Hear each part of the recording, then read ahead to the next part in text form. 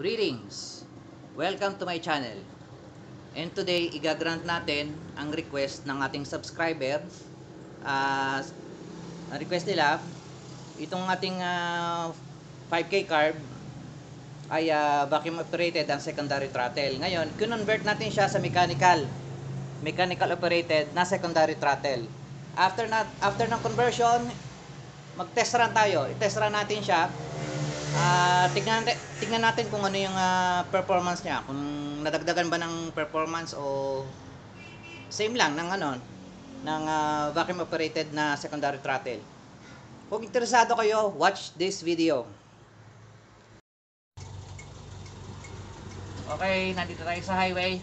Mag test run tayo.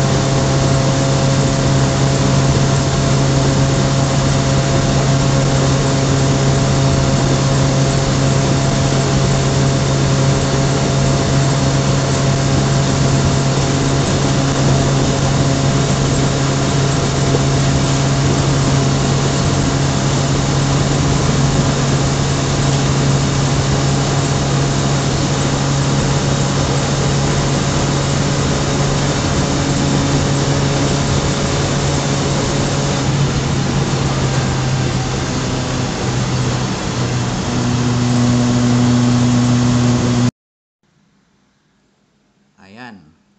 So, ano ba yung naging nagresulta ng ating test run?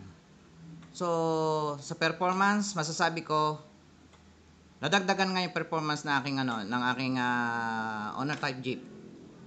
So, dati tumatakbo lang siya ng 90, ngayon nasa mga 100 or 110 na ngayon, kilometers per hour ngayon yung naging top speed niya sa ating test run. So, fuel consumption, malakas siya sa gas. Syempre, pag binerit mo yung gasolina, full throttle mo, malamang talagang malakas sa gasolina.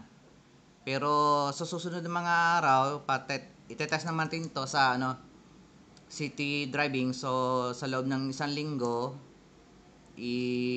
pagagamit ko sa misis ko. So, tatanong natin kung lumakas siya sa gasolina.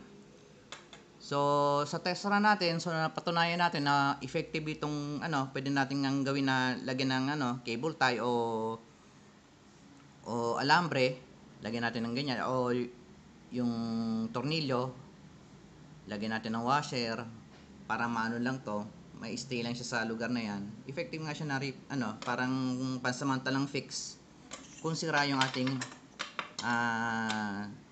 secondary diaphragm.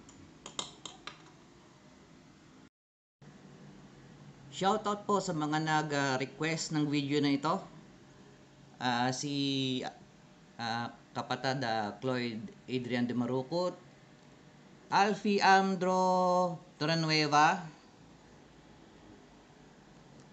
si Sir JD Jeep Doctor, si Mrs. JD RNL Farm Vlogs, Jeffrey De Vera, Cuerpo 30, at Normita Pineda. Ito po ang inyong Kuya Makel saying maraming salamat po, maraming salamat sa Diyos.